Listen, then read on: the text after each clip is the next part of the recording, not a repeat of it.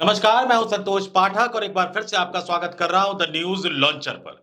बिहार के मुख्यमंत्री नीतीश कुमार वैसे तो काफी चर्चा में रहते हैं, लेकिन इस बार ऐसा लग रहा है कि वो फंस गए हैं। उन पर राष्ट्रगान का अपमान करने का आरोप लग रहा है। जनता दल यूनाइटेड ने भी ये कबूल कर लिया है कि कभी-कभी इस तरह की घटनाएं हो जाती है, लेकिन देश का कानून, देश का संविधान इस गलती को हो जाती है टाइप लेने को तैयार नहीं है। और अब बड़ी खबर निकलकर ये सामने आ रही है कि मुजफ्फरपुर की एक अदालत में मामला दर्ज करवाया गया है। अदालत ने स्वीकार भी कर लिया है और अब इस मामले की अगली सुनवाई की तारीख भी तय कर दी गई है, 28 मार्च।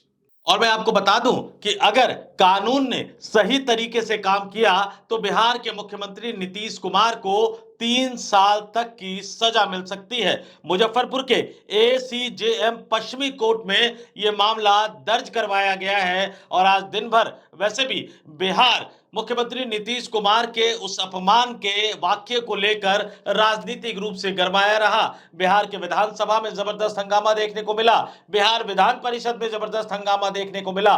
विधानसभा में विपक्ष ने तेजस्वी यादव के नेतृत्व में नीतीश कुमार के माफी मांगने या मुख्यमंत्री पद से इस्तीफा देने की मांग की, तो यही मांग बिहार विधान परिषद में राबड़ी देवी उठाती हुई नजर आई।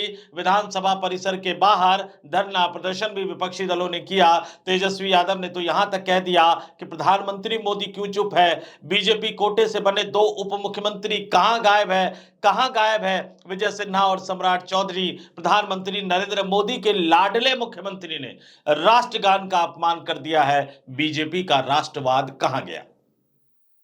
ये तो रही राजनीतिक आरोप प्रत्यारोप की बात। जनता दल यूनाइटेड के नेता है, जनता दल यूनाइटेड के मंत्री है, उनके नेता है, मजबूरी में अपने नेता का बचाव तो उन्हें करना ही पड़ेगा, अपने नेता के समर्थन में उन्हें खड़े होना ही पड़ेगा।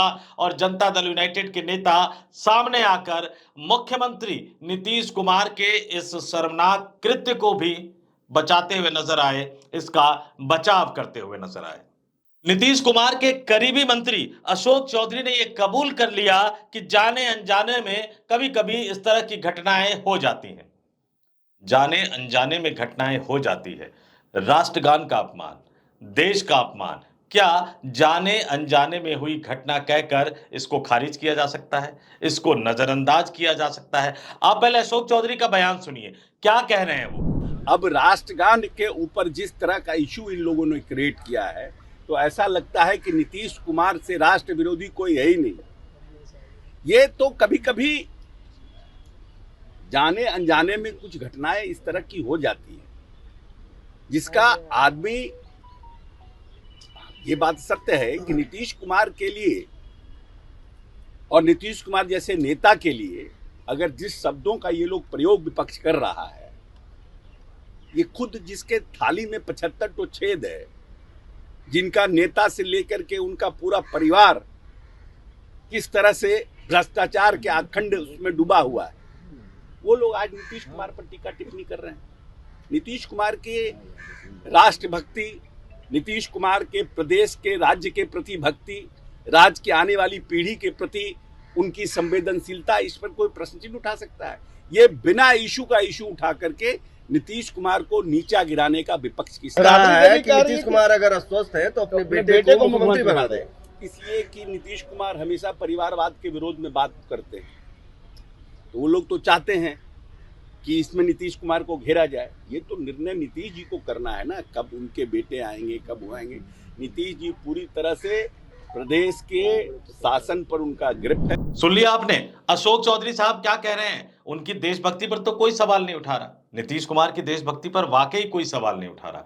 इस बात पर भी सवाल कोई नहीं उठा रहा कि जो नीतीश कुमार से माफी की मांग कर रहे हैं, जो नीतीश कुमार से इस्तीफा देने की मांग कर रहे हैं, उन पर भ्रष्टाचार के आरोप लगे हैं।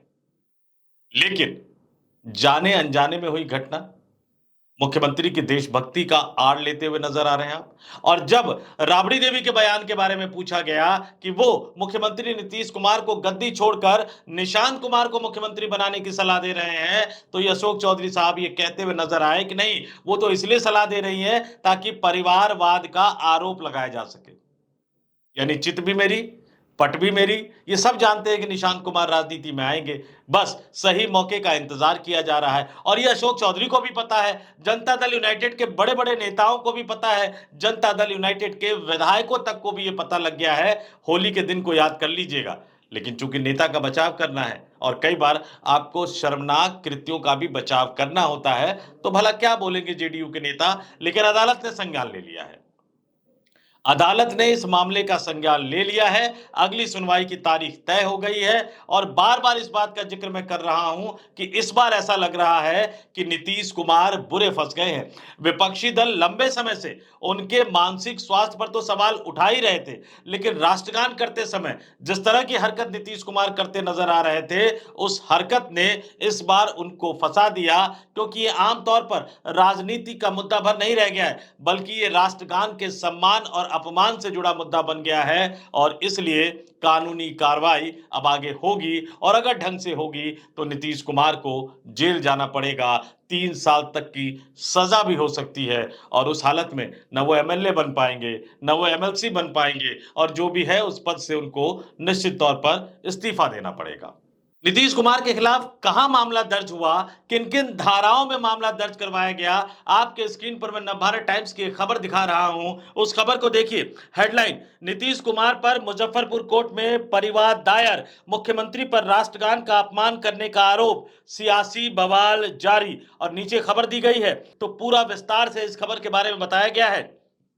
मुजफ्फरपुर के एसीजेएम पश्चिमी कोर्ट में अधिवक्ता सूरज कुमार ने मुख्यमंत्री नीतीश कुमार के खिलाफ परिवाद दर्ज कराया है। यह मुकदमा राष्ट्रगान के आरोप में दर्ज किया गया है। इसमें भारतीय न्याय संहिता की धारा 298, 352 और राष्ट्रीय गौरव अपमान निवारण अधिनियम की धारा 2 और 3 लगाई गई है। अधिवक्ता सूरज कुमार ने नीतीश कुमार पर आरोप लगाया है कि 20 मार्च को सेप कटरा विश्व कप खेल के शुभारंभ के दौरान राष्ट्रगान हो रहा था। उस समय मुख्यमंत्री नीतीश कुमार ने राष्ट्रगान का अपमान किया। आरोप यह भी लगाया गया है कि मुख्यमंत्री नीतीश कुमार ने प्रधान सचिव को भी अपमानित किया। आगे ये कहा गया है कि मुख्यमंत्री के इस काम से बिहार ही नहीं बल्कि पूरा देश शर्मसार है, और इसलिए बकौल सूरज कुमार उन्होंने न्यायालय में परिवाद दायर किया है। और उन्होंने बताया है, नवभारत टाइम्स की यह खबर है, कि इसमें अधिकतम 3 साल की सजा हो सकती है।